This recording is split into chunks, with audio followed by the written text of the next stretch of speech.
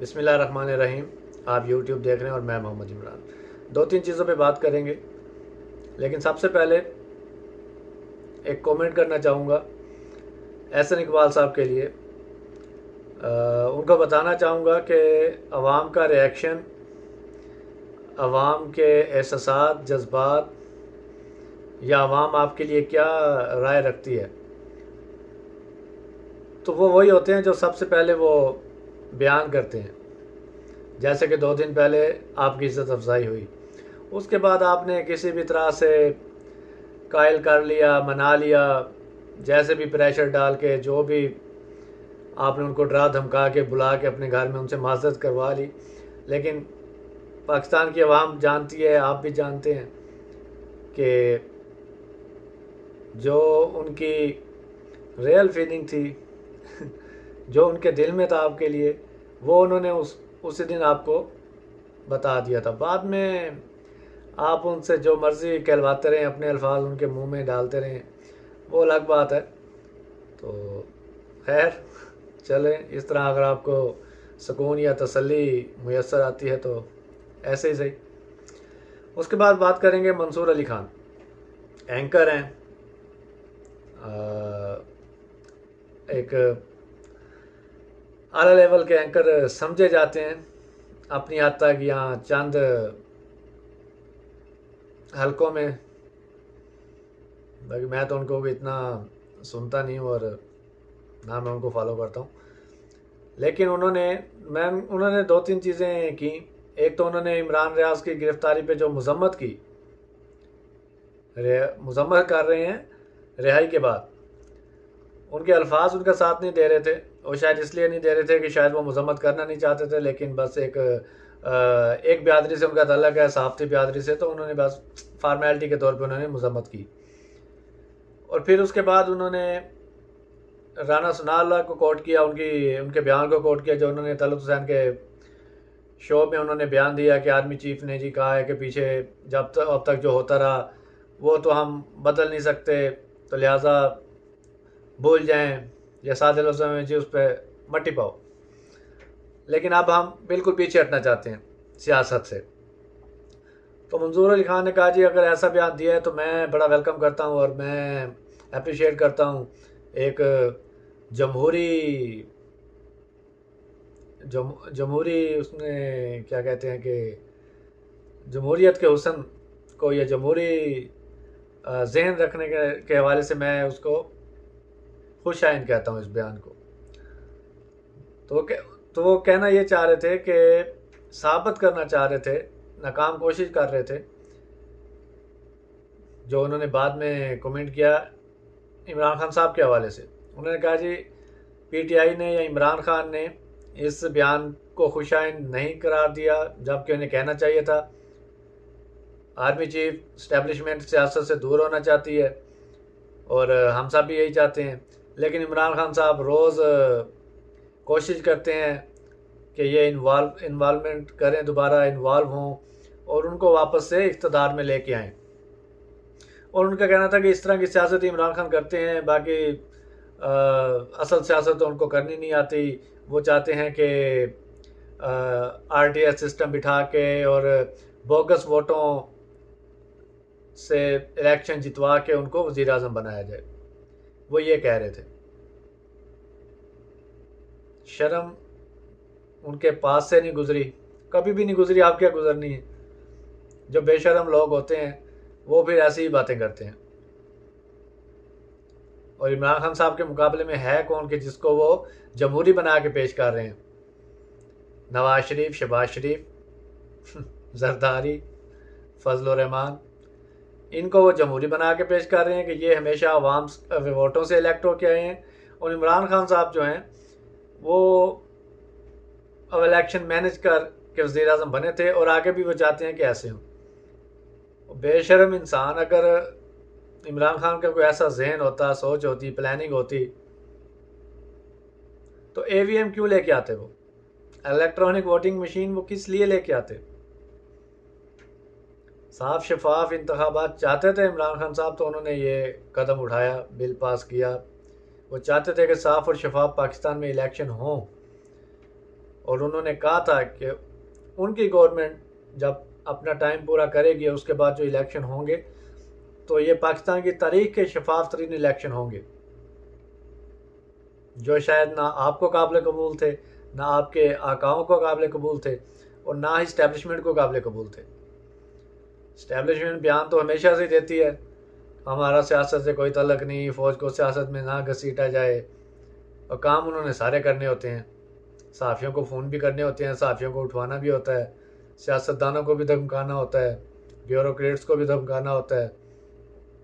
काम उन्होंने सारे करने, लेकिन उनका सियासत से ताल्लुक कोई नहीं। और तुम जैसे चमचे मंसूर अली खान, और तुम जैसे चमचे आके नवाज शरीफ, शहबाज शरीफ के चमचे, लिफाफा सहाफ़ी, अहमद मीर, तुम, सलीम साफ़ी, ये सब एक ही तरह के आप लोग हो। लिफाफे मिलते रहें तो आप खुश रहते हैं। इमरान खान साहब ने क्योंकि आपको 3.5 साल खाली लिफाफा भी नहीं भेजा, इसलिए आपको बड़ी तकलीफ़ है, इसलिए आपको बड़े गैर जमहूरी लगते हैं। और दूसरा उन्होंने जी वो शहबाज गिल के बारे में बात की ना, कि शाहज़ेब खानज़ादा का नाम बिगाड़ के लिखते हैं अपने ट्वीट में या जैसे भी, तो वो उनका आपस का पर्सनल मामला है। ठीक है, शाहज़ेब ने उन्हें इनवाइट किया, वो नहीं गए, उन्हें जाना चाहिए, बिल्कुल जाना चाहिए, मैं भी इस चीज़ के हक़ में हूँ। लेकिन आप किस चीज़ का गुस्सा कर रहे हो भाई? ना 3 में ना 13 में आपको ऐसे गुस्सा लगा हुआ है। तो इसका मतलब है आपका चैनल अलग, शाहज़ेब का चैनल अलग। आप अपने अपने प्रोग्राम के, अपने चैनल की फिक्र करो, आपको दूसरों की फिक्र लगी हुई है। तो इसका फिर क्या नतीजा निकाले इंसान या सुनने वाला, देखने वाला? हालांकि हर चैनल तो अपनी, और हर एंकर तो अपने प्रोग्राम की फिक्र करता है ना। आपको शाहज़ेब की फिक्र पड़ी हुई है, जिसने बैठ के फेक प्रोग्राम करने होते हैं। हर किसी को पता है, हम भी कह रहे हैं कि फेक करते हैं।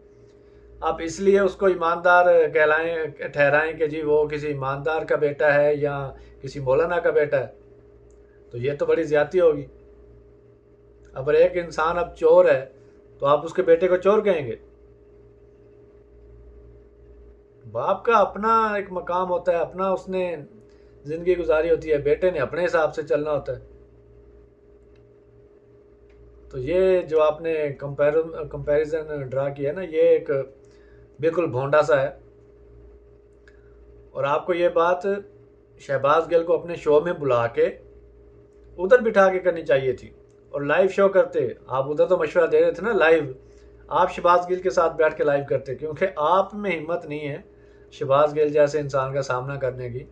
क्योंकि आप जैसे लिफाफा सहाफ़ियों को शहबाज गिल ही सही ट्रीट कर सकता है, सही जवाब दे सकता है। और इज़्ज़तदार और आम लोग तो आप लोगों की सामने बैठ ही नहीं सकते, आप उन्हें टिकने ही नहीं देते। आप ऐसे सवाल और जवाब में घुमाते फिराते हैं कि पता नहीं चलता कि होना क्या है। और शहबाज गिल स्पेशल आप लोगों के लिए इमरान खान ने रखा हुआ है, स्पेशल। ये PMLN के मीडिया सेल के लिए और लिफाफा सहाफ़ियों के लिए, इनके लिए शहबाज गिल स्पेशल और परफेक्ट बंदा रखा हुआ है इमरान खान साहब ने। और राना सनाउल्लाह साहब काफ़ी बेबास वफाकी वज़ीर, वो कह रहे जी IMF ने नाक से लकीरें भी निकलवा दी, शर्तें भी सारी मनवा ली, हमें जो उन्होंने कहा हमने कर दिया, पैसे फिर नहीं वो दे रहे। $1 अरब उनसे लेने हैं, शायद 90 करोड़, वो भी 1 अरब भी पूरा नहीं है। और बातें आप इतनी करते हैं कि हम पाकिस्तान को ये करेंगे वो करेंगे, और हालत आपकी ये है कि सारी शर्तें भी आपसे मनवा ली और आप पे एतबार फिर नहीं कर रहे, और पैसे आपको फिर नहीं मिल रहे। आपने 100 रुपये पेट्रोल भी बढ़ा दिया, 100 से ज़्यादा डीज़ल भी बढ़ा दिया, बिजली भी महंगी कर दी, और उसके बावजूद आप मिन्नतें तरले करने पे लगे हुए हैं कि किसी तरह आपको पैसे मिल जाएं, किसी तरह आपको पैसे मिल जाएं। लेकिन मिल तो जाना ही है खैर। लेकिन IMF भी ना आपका सही, जैसे कहते हैं ना, चेज़ा ले रही है कि आपकी औकात यही है, आप हैं इतने जोगे। और बाकी पंजाब में जो ज़मनी इलेक्शन है वो हर वक्त दिन गुजरने के साथ साथ जो इम्पोर्टेड सरकार है उनकी बेबसी में इजाफा होता जा रहा है। बेबसी में इजाफा ऐसे होता जा रहा है कि अवाम इनका नाम सुनने के लिए तैयार नहीं है, वोट देना तो दूर की बात।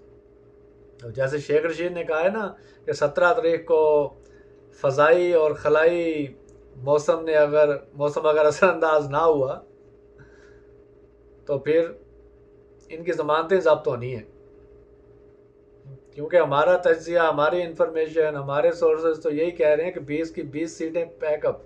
तहरीक इंसाफ अगर फेयर एंड फ्री इलेक्शन होते हैं तो जिस तरह इमरान खान साहब ने अपने दौरे हुकूमत में ज़मनी इंतखाबात में कोई इन्वॉल्वमेंट नहीं की, फ्री एंड फेयर करवाए, बजाय इसके कि वो हारते रहे। अगर इस तरह के इलेक्शन हुए तो 20 की 20 सीटें पीटीआई ही जीतती नज़र आ रही है, नून लीग कहीं पे भी नज़र नहीं आ रही। तो इसलिए वज़ीर मशीर इस तरह के और ये जो लिफाफा सहाफ़ी हैं ना, इनको भी बड़ी तशवीश है। इनको भी यही है कि ये हुकूमत किसी तरह टिकी रहे, इनके इश्तिहारात चैनलों के चलते रहें और इनके लिफाफे भी चलते रहें। तो लेकिन होना तो वही है जो अल्लाह को मंजूर है। अब तक के लिए इतना ही। अल्लाह हाफ़िज़।